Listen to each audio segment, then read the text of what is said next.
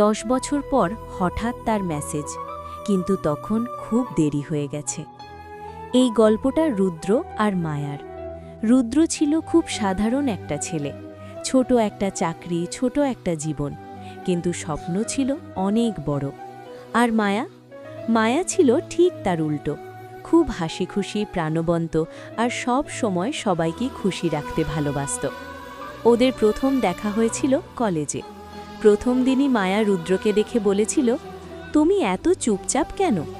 রুদ্র একটু হেসে বলেছিল, কারণ আমি বেশি কথা বলতে পারি না।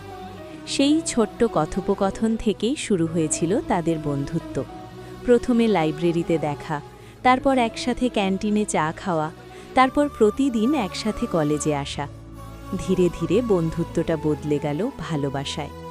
একদিন সন্ধ্যায় কলেজের মাঠে দাঁড়িয়ে রুদ্র বলেছিল, মায়া, আমি তোমাকে ভালোবাসি। মায়া কিছুক্ষণ চুপ করেছিল, তারপর হেসে বলেছিল, আমি অনেক আগেই তোমাকে ভালোবেসে ফেলেছি। সেদিন থেকে তাদের পৃথিবীটাই বদলে গিয়েছিল। ছোট ছোট ঝগড়া, হঠাৎ করে আইসক্রিম খেতে যাওয়া আর ভবিষ্যতের অনেক স্বপ্ন। মায়া বলতো, একদিন আমরা একটা ছোট্ট বাড়ি বানাবো। রুদ্র বলতো, আর সেই বাড়ির সবচেয়ে সুন্দর মানুষটা হবে তুমি। কিন্তু জীবন সবসময় গল্পের মতো সুন্দর থাকে না। কলেজ শেষ হওয়ার পর রুদ্র একটা ছোট্ট চাকরি পেল, কিন্তু মায়ার পরিবার চাইছিল সে বিদেশে পড়তে যাক। মায়া রুদ্রকে বলেছিল, আমি যদি চলে যাই তুমি কি অপেক্ষা করবে? রুদ্র এক মুহূর্তও না ভেবে বলেছিল, আমি সারা জীবন অপেক্ষা করতে পারি। কিছুদিন পরে মায়া সত্যিই বিদেশে চলে গেল। প্রথম প্রতিদিন কথা হতো, ভিডিও কল, লম্বা মেসেজ, ভবিষ্যতের পরিকল্পনা। কিন্তু কয়েক মাস পরে সব কিছু একটু একটু করে বদলাতে শুরু করল। মায়া আগের মতো আর সময় দিতে পারছিল না। রুদ্র ভাবল, হয়তো পড়াশোনার চাপ। কিন্তু একদিন মায়া হঠাৎ বলল, রুদ্র, আমাদের হয়তো একটু দূরে থাকা উচিত। রুদ্র অবাক হয়ে জিজ্ঞেস করল, কেন?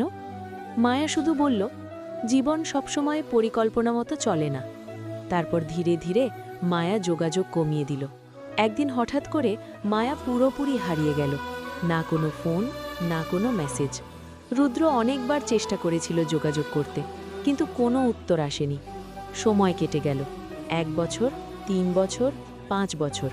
রুদ্র ধীরে ধীরে নিজের জীবন নিয়ে এগিয়ে গেল, কিন্তু মায়ার স্মৃতিটা কখনো পুরোপুরি মুছে যায়নি।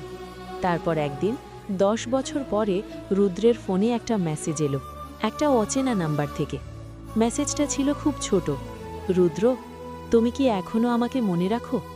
রুদ্র অবাক হয়ে রিপ্লাই করল, আপনি কে? কিছুক্ষণ পরে রিপ্লাই এলো, আমি মায়া। রুদ্রের হাত কাঁপতে শুরু করল। 10 বছর পরে হঠাৎ করে কেন মায়া ফিরে এলো? রুদ্র একটা প্রশ্ন করল, তুমি এতদিন কোথায় ছিলে? মায়া অনেকক্ষণ পরে রিপ্লাই দিল, আমি তোমাকে একটা সত্যি কথা বলতে চাই।